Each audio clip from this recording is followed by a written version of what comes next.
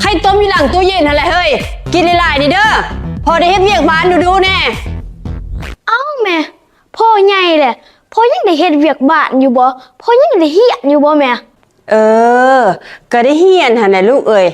การเฮียนมันบ่สิ้นสุดดอกเฮียนแล้วเฮียนอีกเฮียนเรื่อยๆไป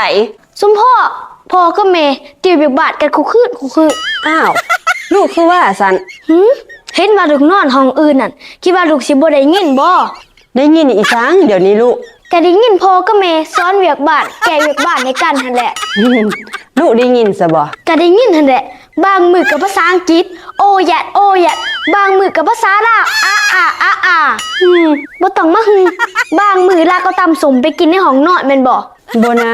ลูกสิมาตัวลากินบักสมก็บ่เอิ้นลูกสิว่าลูกบ่ได้ยินบ่เสียงได้ยินหมดเนาะก็ได้ยินหั่นแหละคือสิเผ็ดแห้งคือสิแซ่บแห้งเนาะ